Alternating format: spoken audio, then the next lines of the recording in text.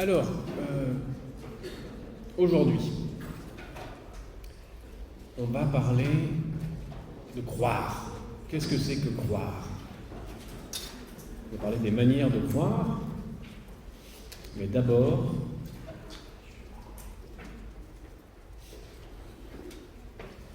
voilà, qu'est-ce que c'est que fonction sociale de la croyance? Comment est-ce qu'on peut considérer, du point de vue sociologique, les croyances? Et alors pour vous donner le plan du cours, c'est vraiment très simple, une petite introduction sur cette notion de croire. Et puis ensuite on travaillera sur l'ouvrage dont je viens de vous proposer de prendre le titre au tableau, Les formes élémentaires de la vie religieuse de Durkheim. L'articulation entre les deux n'est pas très difficile à comprendre. C'est que parmi les œuvres du quatuor d'auteurs que je vous propose d'étudier cette année en guise d'introduction à la socio et à l'ethno, on a cet ouvrage de Durkheim qui, le premier, pose des jalons très forts dans la posture que la sociologie peut prendre par rapport aux religions. Voilà. Comment est-ce qu'on va considérer les religions comme un fait social? Comment est-ce qu'on va essentiellement essayer de comprendre la fonction sociale du fait religieux? Et voilà, essayer de s'approprier un petit peu l'hypothèse fondamentale de Durkheim qui est que les religions sont en réalité des cultes que les sociétés se rendent à elles-mêmes. Qu'est-ce qui fait ce bruit insupportable? Et ça insiste en plus. Il serait bon que cela cesse. Bien. Donc, le plan du cours, on ne peut plus simple, introduction sur croire, et ensuite présentation de l'œuvre d'Émile Durkheim, Les formes élémentaires de la vie religieuse.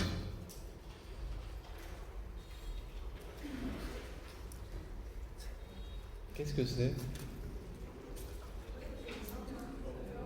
Ah, c'est dehors. C'est pénible. Et dehors.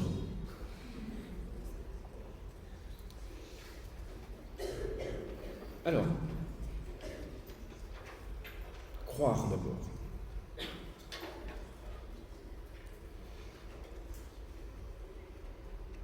Je me suis intéressé aux manières de croire comme premier élément structurant de ce cours. D'abord parce qu'il y a une littérature abondante sur le sujet, mais aussi et surtout parce que il est probable que croire soit en quelque sorte le premier geste social possible. Il n'y a pas de vie sociale possible sans capacité à croire. Croire l'autre, croire les autres. C'est-à-dire acquérir un contenu de sens, non pas par un transfert d'informations qui validerait la qualité rigoureusement scientifique de tel ou tel contenu, mais à travers une forme de confiance, d'abandon de soi, faisant primer une logique de reconnaissance réciproque et d'appartenance sur la vérification de l'information ou du contenu de sens échangé. Alors, on va partir de choses très très simples. Qu'est-ce que ça veut dire croire? Vous voyez bien ce que ça veut dire quand on dit je crois en Vishnu, je crois en Athéna, je crois en Dieu. Vous savez aussi que sur un registre au demeurant pas très éloigné, ça peut s'utiliser pour dire je te crois. Je crois ce qu'elle m'a dit, je crois ce qu'il m'a dit. Ça peut être aussi utilisé pour parler de la foi qu'on a en quelqu'un ou quelque chose. Je crois en lui. Ce qui peut vouloir dire je crois en un Dieu, mais ce qui peut aussi vouloir dire je crois dans le destin d'une personne, dans sa capacité à agir ainsi ou autrement. On a donc une plurivocité du terme croire, en voilà.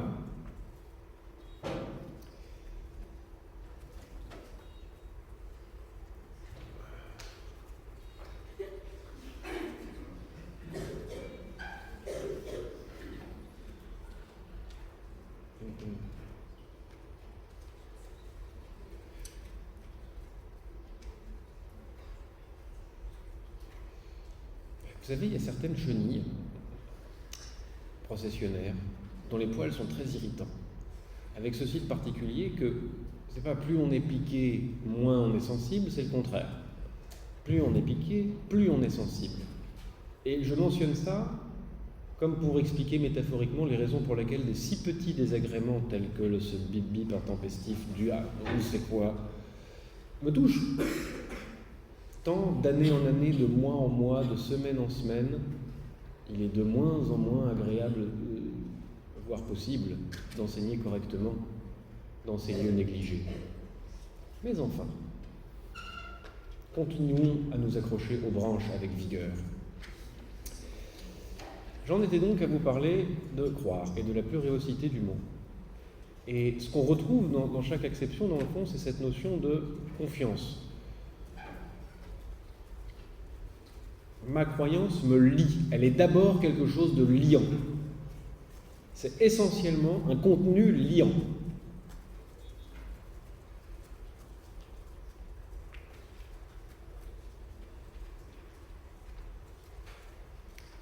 Imaginez que vous êtes sur un forum internet et quelqu'un vous donne accès à un document très détaillé sur tel ou tel fait, citant des sources scientifiques, les croisant.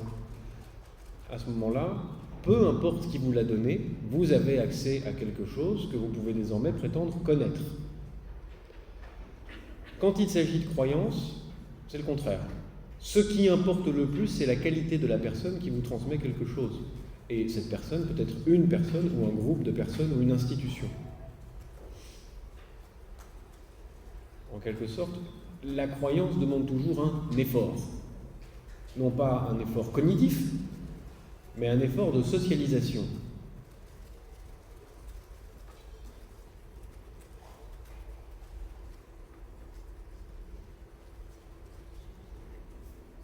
Un effort qui fait d'un simple semblable un semblable dans lequel on se reconnaît d'une certaine manière, avec qui on sait qu'on partage désormais une communauté de croyances.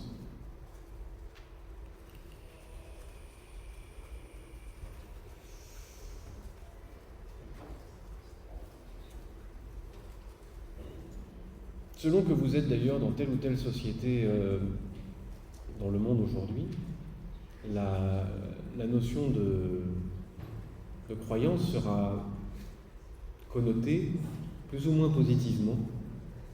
Vous voyez, par exemple, aux États-Unis, croire, être un believer, c'est fort, c'est important. I believe that, on s'engage. Là où en France, la frontière entre le croyant et le fanatique est toujours regardée avec suspicion, pourrait-on dire.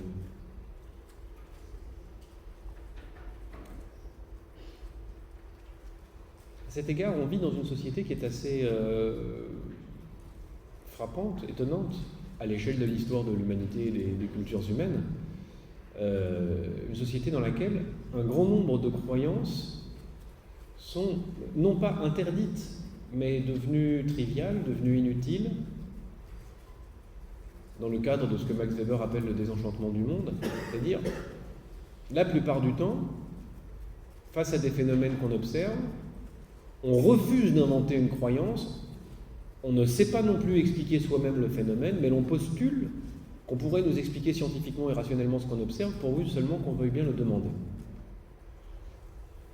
Ce qui, si on revient à la qualité liante de la croyance, nous informe sur le fait que, en suspendant notre jugement en attendant la science, nous renonçons à la qualité liante de la croyance bricolée, du monde réinterprété à travers des croyances collectives, par exemple.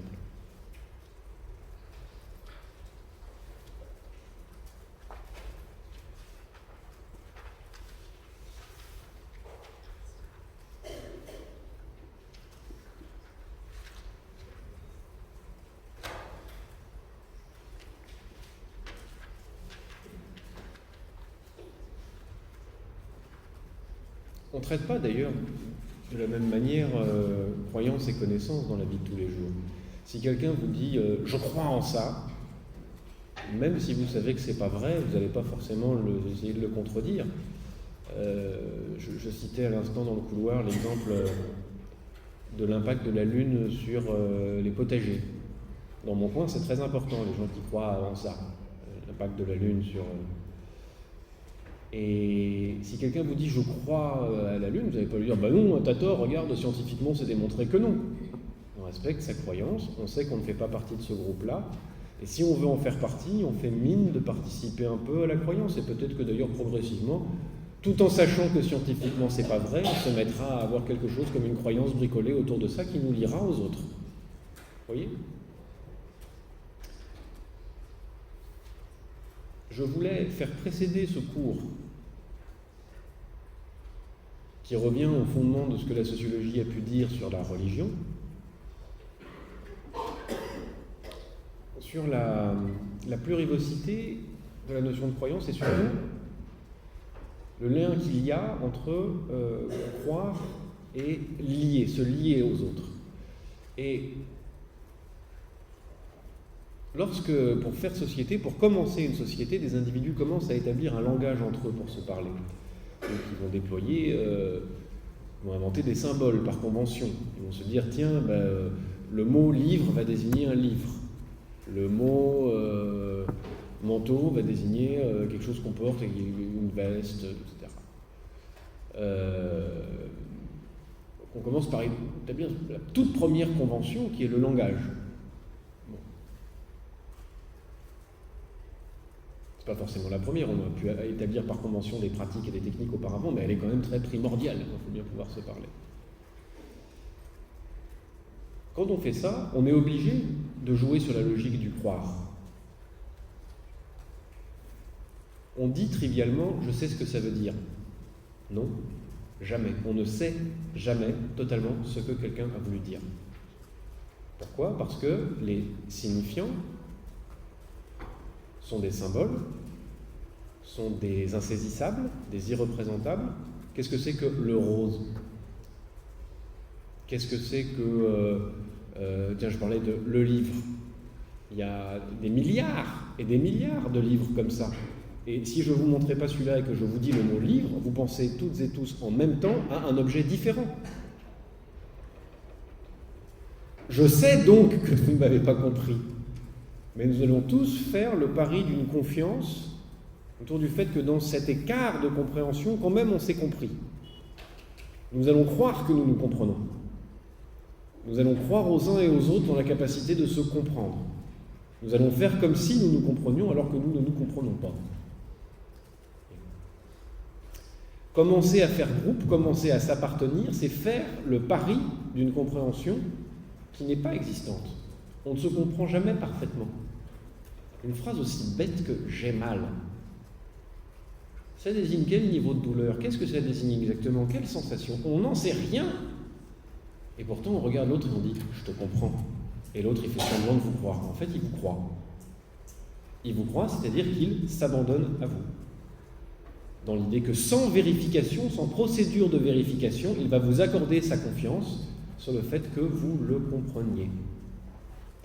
On fait en quelque sorte l'économie de la production de connaissances en produisant en revanche un lien. Et pour revenir à la situation élémentaire de la production d'une langue, on est dans la situation de dire, bon, on sait très bien que quand on dit violet, on n'a pas exactement le même violet en tête, mais nous faisons désormais partie du groupe de celles et ceux qui, par violet, désignent à peu près cette chose-là.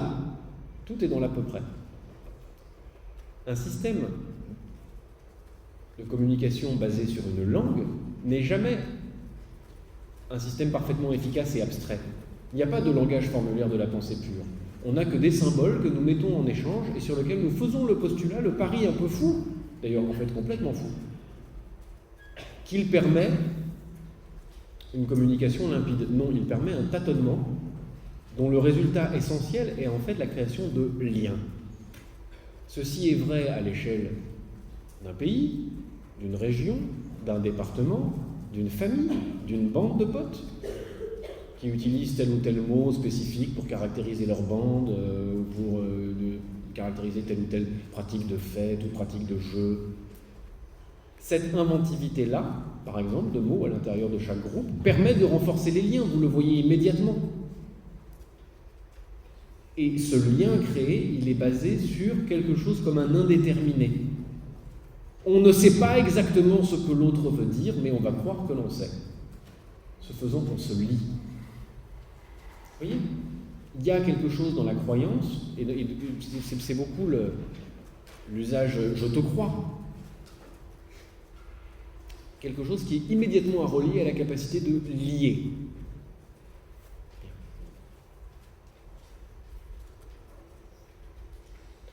Par ailleurs, qu'est-ce qu'on fait quand revenons à cette bande de gens qui décident de faire société. Ils vont faire comme toute société.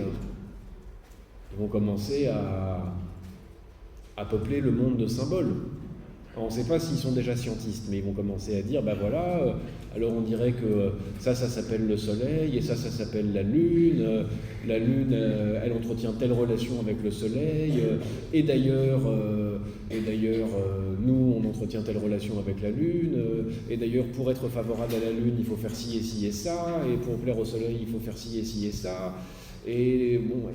Voilà, on commence l'activité de peuplement du monde de symboles. La météo signifie ça, voilà comment est-ce qu'on peut interagir ou non avec la météo. On commence à habiter le monde.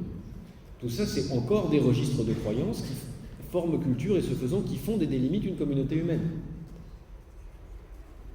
Quand bien même, ce qu'on met en partage, c'est « il est interdit de produire toute théorie spéculative non démontrée scientifiquement sur la Lune ».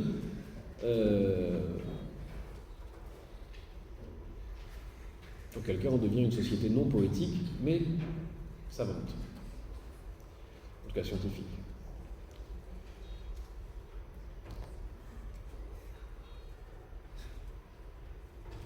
Alors, on va éclairer tout ça avec un petit peu d'Émile Durkheim. Donc, vous vous souvenez, on en a parlé, c'est le premier membre évoqué du Quatuor qui va nous servir cette année à explorer les bases de la socio-élection. Et on est en 1912, c'est le dernier ouvrage d'importance publié par Durkheim. Il publie Les formes élémentaires de la vie religieuse, qui se présente comme, si on le regarde de loin, une étude de l'évolution historique à l'échelle de l'histoire humaine,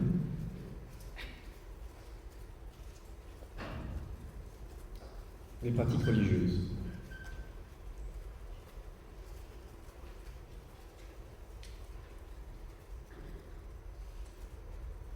Il va nous donner une définition de la religion en sociologie, pour commencer, et ensuite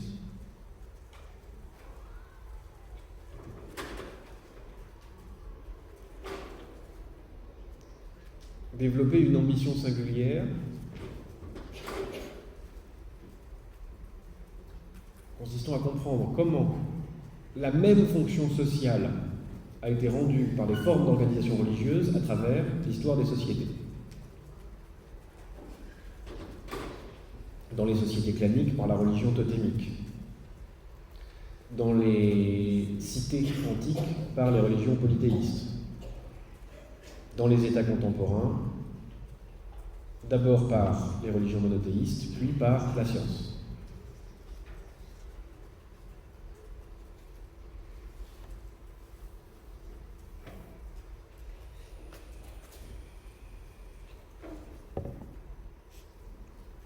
Donc on va traverser l'histoire humaine,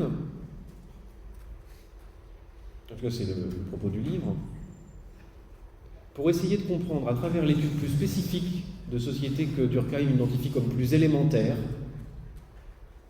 les plus simples, en l'occurrence les sociétés totémiques. Je vous ai dit la semaine dernière qu'il était irrépressiblement évolutionniste. Vous savez ce que ça veut dire, évolutionniste? Oui? Non? Non. L'évolutionnisme, c'est une position dans les sciences qui découle de la croyance en un progrès dans l'histoire et qui consiste à penser qu'il existe un progrès dans l'histoire des sociétés, que donc certaines sociétés sont arriérées, certaines sociétés sont un peu avancées et d'autres sont à la pointe de l'avancée de l'histoire.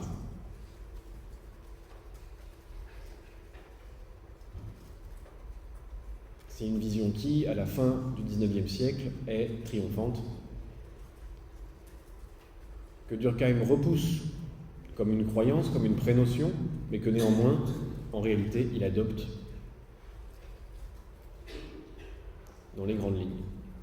Son astuce, sa pirouette de pensée, c'est de prétendre s'intéresser aux sociétés les plus simples, c'est-à-dire celles dans lesquelles on va pouvoir identifier de la manière la plus limpide, la plus visible, à quoi sert la religion dans une société. Quelle est la fonction sociale de la religion? Et pour le dire tout de suite, la fonction sociale de la religion, c'est un culte que la société se rend à elle-même. Une manière de rendre l'ensemble des normes, des fonctionnements, des règles, des représentations, des pratiques contraignantes déployées par le social, aimable, appropriable. Une manière de les sublimer et de les rendre par ailleurs intouchables. Une manière de faire comme si elles appartenaient à un règne supérieur et par ailleurs hors des atteintes du temps. Ce qui permet de croire par exemple que les règles, les fonctionnements auxquels on est soumis, les représentations, ne sont pas simplement dus à un certain état des rapports de force à l'intérieur d'une société, mais relèvent de quelque chose de beaucoup plus grand, de beaucoup plus transcendant, et que par conséquent on peut respecter plus facilement. Mais revenons à cet élément simple. Durkheim va essayer de nous montrer que, profondément, une religion est toujours un culte qu'une société se rend à elle-même, ce culte ayant une fonction particulière. Et quelle est cette fonction particulière? C'est de lier les gens les uns aux autres. En quelque sorte, on pourrait dire que c'est la fonction de communion, la fonction d'intégration sociale par excellence.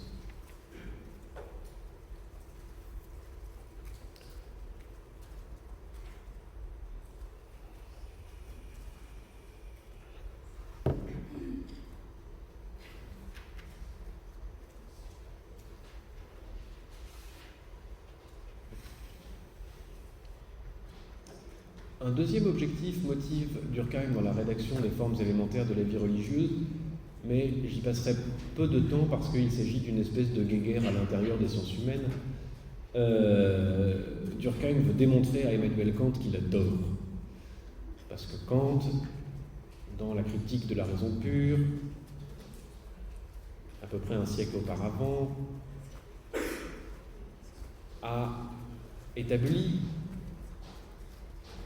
que le temps et l'espace étaient des catégories a priori de la sensibilité. C'est-à-dire que c'est ce qui compose la sensibilité avant toute expérience sociale.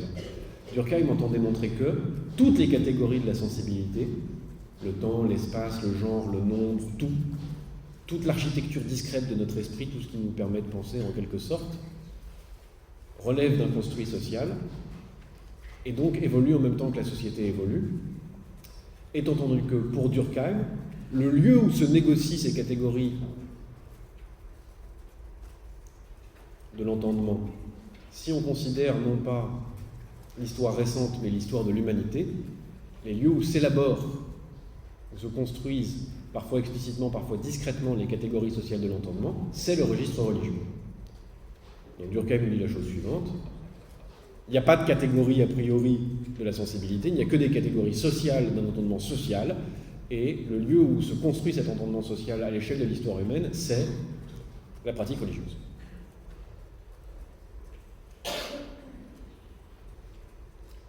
Mais on le conçoit assez bien. Dans quel texte, dans quel registre est-ce qu'on parle de l'origine du monde, du flux du temps, de l'espace, est-ce qu'il y a un paradis, un enfer, est-ce que la Terre est plate ou ronde ou carrée, dans quel registre est-ce qu'on dit le rapport aux astres, le rapport aux animaux, le statut des genres différents, des hommes, des femmes, etc. Enfin, c'est effectivement dans un registre religieux que tout cela a été déployé. Bon.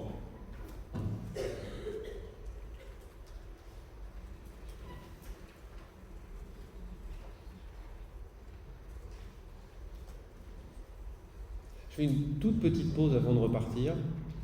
Dans le fond, l'ouvrage de Durkheim nous montre tout ce qu'il revient à la science de prendre en charge si la science prétend avoir le même effet positif sur les sociétés que ce que les religions ont pu avoir par le passé.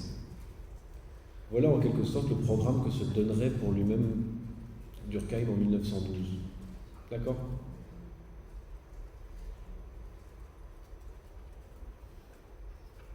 Voilà toute la fonction sociale qui revient désormais à la science.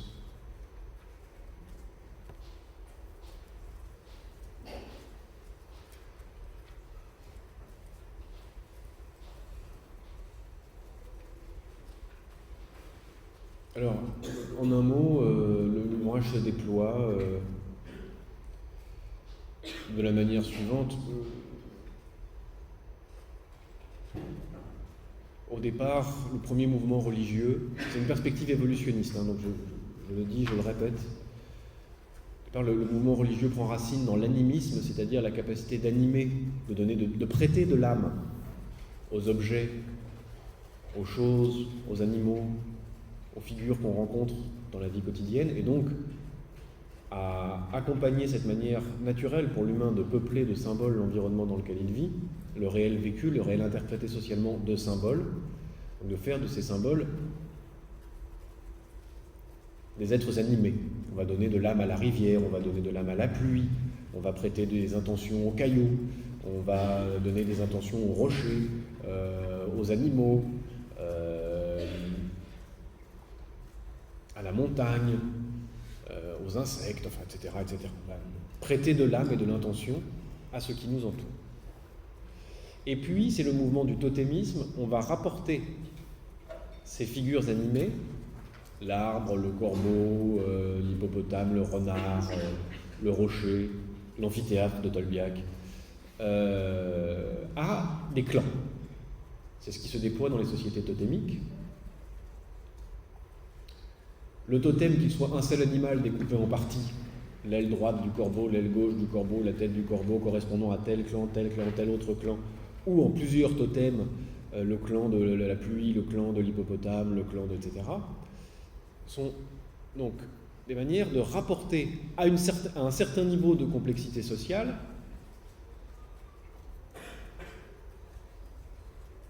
le monde animé, le monde auquel on a prêté de l'âme. Ce monde animé est maintenant structuré dans le totem, ou dans les totems, est le reflet de l'organisation sociale.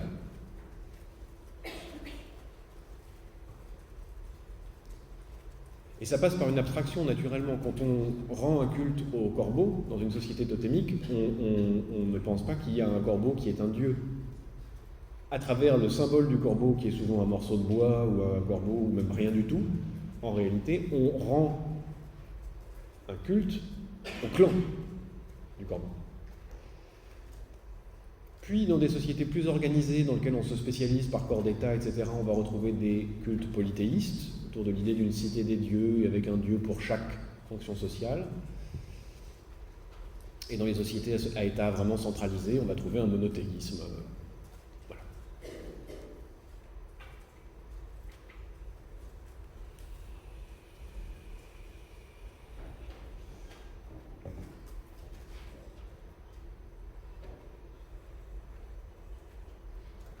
Enfin, lorsque la principale motivation de l'action de l'État devient l'augmentation, l'accélération de la rationalisation de l'activité humaine, alors on va trouver au pouvoir religieux la science et ses institutions et ses pratiques. Bon. Voilà rapidement brossé l'histoire. C'est pas du tout le point, de mon point de vue, le plus intéressant de l'ouvrage de Durkheim que je vous réserve pour maintenant. Durkheim, en décrivant dans le détail, description qu'il emprunte à des ethnographes, lui-même n'ayant pas fait de terrain, donc en rapportant une cérémonie religieuse chez les aborigènes Varamunga en Australie, cérémonie religieuse du culte du serpent Volunga, tout ça a été noté au tableau, n'est-ce pas, hein? Durkheim va saisir ce prétexte pour nous raconter la naissance de la religion. Voilà, la naissance de la religion, l'essence de la religion comme pratique sociale.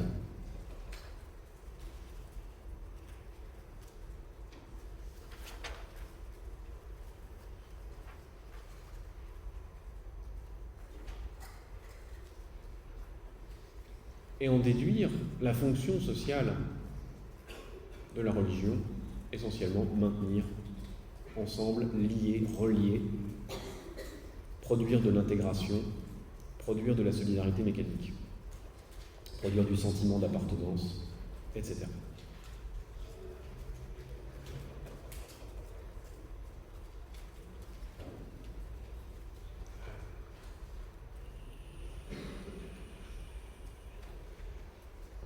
Alors, la cérémonie qu'il décrit se déroule de la manière suivante. On a un groupe qui vit sur un territoire très étendu, de manière dispersée, qui se rassemble pour cette cérémonie, pour plusieurs jours, dans une cérémonie qui va crescendo, de plus en plus intense, mobilisant de plus en plus d'énergie,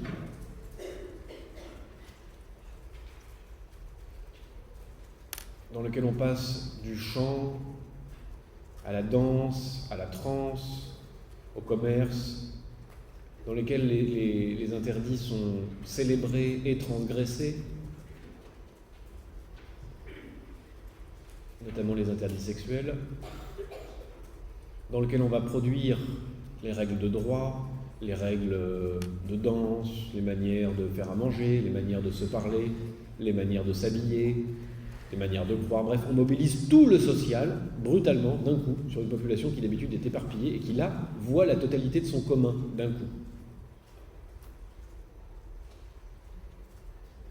Et ce que nous dit Durkheim, c'est que l'individu, face à un tel rassemblement et une telle mobilisation du social, est très impressionné et perçoit quelque chose comme un être supérieur qui transcende la somme des individus présents dans la cérémonie.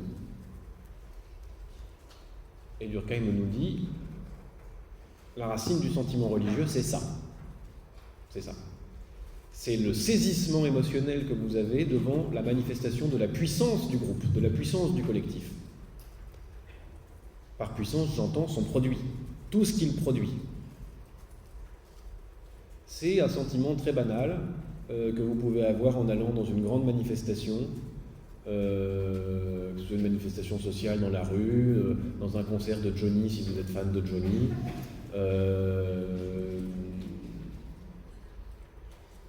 dans une messe si vous êtes chrétien, mais aussi dans un stade de football ou de rugby si vous êtes rugbyphile ou footophile.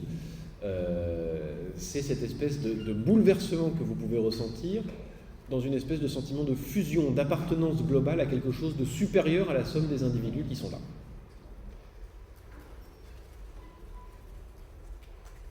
Pour le dire rapidement, Durkheim nous dit, quand un aborigène ressent ça, ce qu'il y a au-dessus, il l'appelle Dieu, ou le divin, ou le sacré.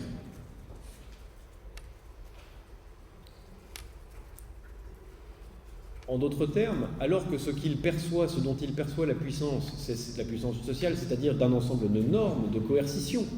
Pour Durkheim, le social, c'est essentiellement ce qui est externe à l'individu et qui s'impose à lui, ce qui est construit collectivement à l'extérieur des individus et qui s'impose à tous et toutes en même temps.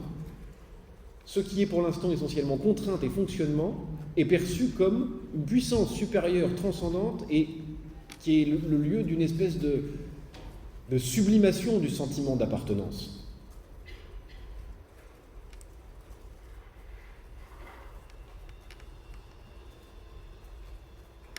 Alors j'ai utilisé le mot sacré, ça a son importance parce que ça définit en quelque sorte le religieux. Une religion, c'est ce qui s'empare du sacré, qui déploie des pratiques, des représentations, des croyances, des rites autour du sacré, et qui, d'après Durkheim, c'est le second aspect, fonde une communauté morale. On ne pose pas communauté morale à communauté immorale, c'est pas ça la question. Toute religion fonde une communauté morale, c'est-à-dire une communauté de personnes qui se sentent appartenir, sont en quelque sorte dans une communion autour d'un processus de reconnaissance réciproque à une communauté morale qui se rassemble autour de principes, de représentations, de règles, de normes, etc. C'est en quelque sorte la partie affective du respect de la norme.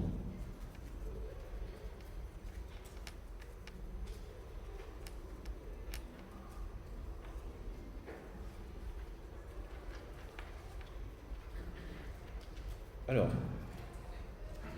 l'Église, c'est l'institution organisée, c'est les termes de Durkheim, il utilise ça, qui va s'emparer de la question du sacré, qui va être autorisée à intervenir sur les questions du sacré, c'est-à-dire sur l'ensemble des choses qui transcendent l'expérience sociale normale. Le profane, c'est tout simplement ce qui résulte de l'expérience sociale normale, le sacré, c'est ce qui le transcende, ce qui lui est radicalement antérieur et supérieur.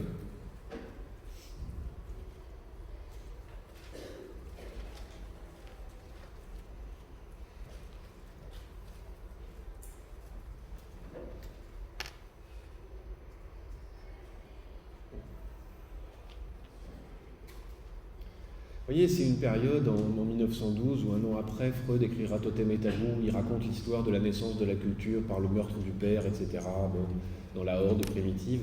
Là, on a quelqu'un qui prend un point relativement simple et qui ne nécessite pas, par exemple, l'hypothèse de la horde primitive. Il dit la naissance de la religion, c'est l'émerveillement de la société par rapport à elle-même.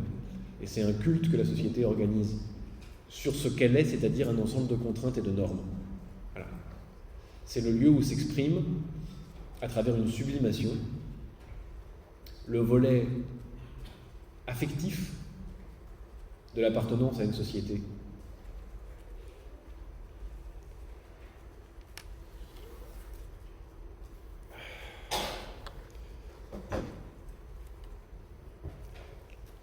C'est mesquin, mais la prochaine fois, faites pression pour rentrer plus vite. Parce qu'on perd trop de temps et c'est comme ça, et c'est nul, mais s'il vous plaît. Dès qu'il est 30, là, vous entrez, vous faites « Ah, mais j'avais pas vu que c'était... Ah, je veux rentrer !» Tout ça. Vous savez, les vieilles astuces.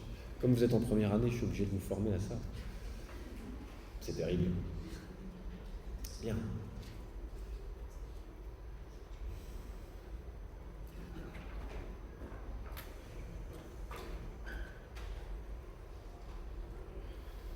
Donc, ici, la question n'est pas tellement de savoir si la religion aborigène est vraie ou pas, la question ne se pose pas, ou si telle ou telle autre religion est plus vraie qu'une autre. La question de l'existence de Dieu n'effleure pas Durkheim, qui a la latitude, à l'époque où il écrit, de réfléchir en dehors de ce genre de dilemme. La question est de savoir qu'est-ce que ça fait à la société de créer un registre du sacré, de créer un registre du divin, de créer un groupe capable de s'occuper des affaires du sacré? Pourquoi est-ce que les humains ont autant fait ça dans l'histoire? Et comment est-ce qu'ils assument ces fonctions-là, ces fonctions sociales-là, lorsqu'ils n'organisent plus de religion?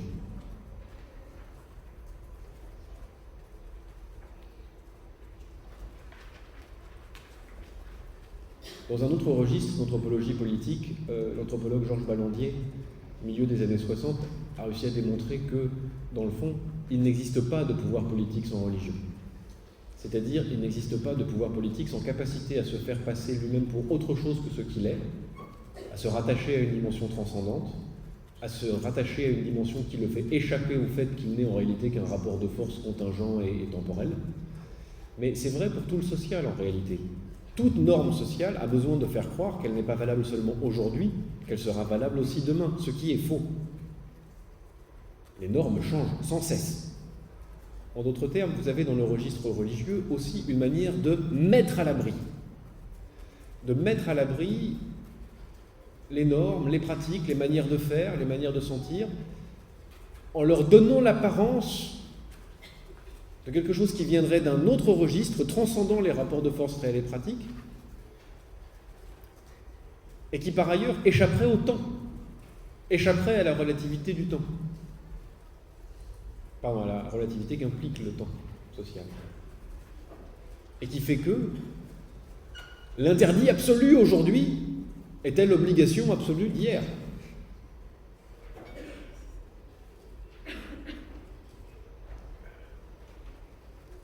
Il y a des exemples triviaux, il y a des exemples graves de cela. Exemple trivial, l'alcool au volant est un facteur aggravant aujourd'hui.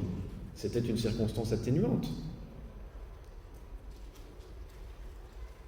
Exemple beaucoup plus grave. Dans les manuels de confession du XIVe siècle, vous lirez que le crime le plus absolu, le plus grave, etc., au même registre que l'homosexualité, c'est la masturbation, parce que ce sont des crimes contre nature, là où le viol d'un enfant, c'est vraiment le moins grave, puisqu'il n'est lié à aucun contrat, ni aux humains, ni à Dieu.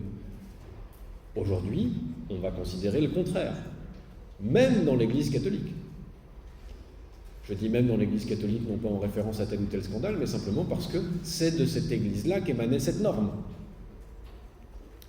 Donc, si vous voulez, la matière sociale est instable, parce qu'elle a besoin toujours, en même temps qu'elle tente de se maintenir et de réagir aux influences de l'extérieur, la nécessité d'intégrer du nouveau.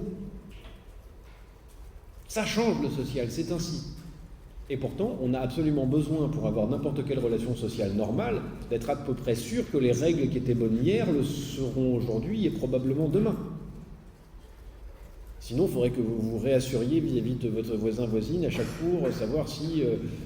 on dit qu'on s'appelle comme ci, on dit qu'on se parle comme ça, mais est-ce qu'on se viole, est-ce qu'on se vole, est-ce qu'on se frappe, est-ce qu'on se tue, oui, non, dans quelle mesure, pourquoi, qu'est-ce qui pourrait l'excuser ou pas, le justifier, comment, et ça serait impossible tant le champ du social est immense. Donc on a absolument besoin de faire comme si il y avait une stabilité. Le registre religieux permet de faire semblant. Et en fait, il ne s'agit pas du tout de faire semblant. Il permet d'y croire, de s'y abandonner.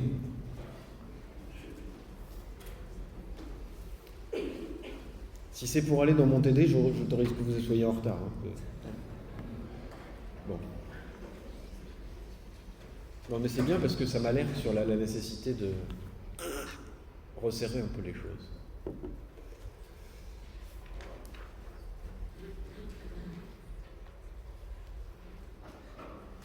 J'ai voulu d'abord commencer par déminer la notion de croire. D'attirer votre attention sur le fait que la manière dont on peuple le monde de symboles, dont on engage nos représentations, nos connaissances, nos savoirs, nos croyances, a un impact, et peut-être est aussi immédiatement fonction de la manière, un impact sûr et immédiatement fonction de la manière dont on fait société, on fait groupe, on se lie les uns aux autres. Le mode de connaissance du monde, la manière dont on déploie des théories, c'est-à-dire des visions du monde, procède et impacte en même temps, procède de et impacte la manière dont la société tient, dont elle est capable de se justifier elle-même, donc elle est capable de susciter de l'adhésion, de l'affection vis-à-vis de ses propres règles et de son propre fonctionnement. Mais plus benoîtement, j'ai voulu vous présenter cette œuvre de Durkheim qui permet de considérer l'ensemble des faits sociaux qu'on peut rapporter à la religion sous un œil différent. D'abord, en les regardant comme des faits sociaux, pour commencer, mais comme des faits sociaux qui expriment par ailleurs une fonction sociale et qui sont moins créateurs de société que le reflet de la société dans un registre destiné, ayant vocation à la rendre aimable. Produire une vraie capacité d'intégration et d'appropriation.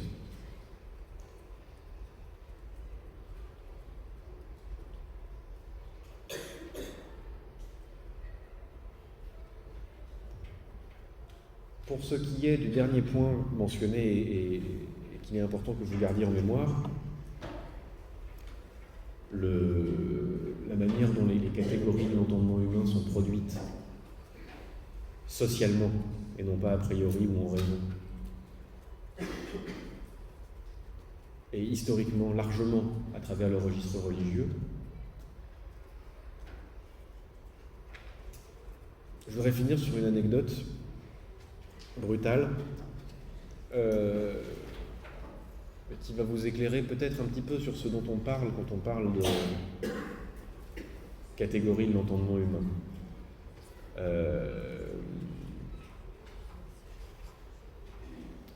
Donc j'ai travaillé en 2006 à Alexandrie, et une partie de mon travail a porté sur une enquête sur l'excision. Et j'ai eu énormément de mal à faire des entretiens parce que les femmes et les barbiers voulaient pas. Mais enfin, ils ont fini par accepter à partir du moment où j'ai appris à parler comme eux de cette chose-là dans une espèce de banalité. C'était d'autant plus difficile qu'à Alexandrie, la pratique était nouvelle. On était passé en moins d'un siècle de 10% en gros à plus de 90% de la population féminine touchée par l'excision. Avec le développement de pratiques nouvelles, particulièrement barbares, dites d'infibulation, qui provoquaient énormément de morts chez les jeunes filles. Bon, voilà, c'était embêtant, quoi. C'était atroce, en fait.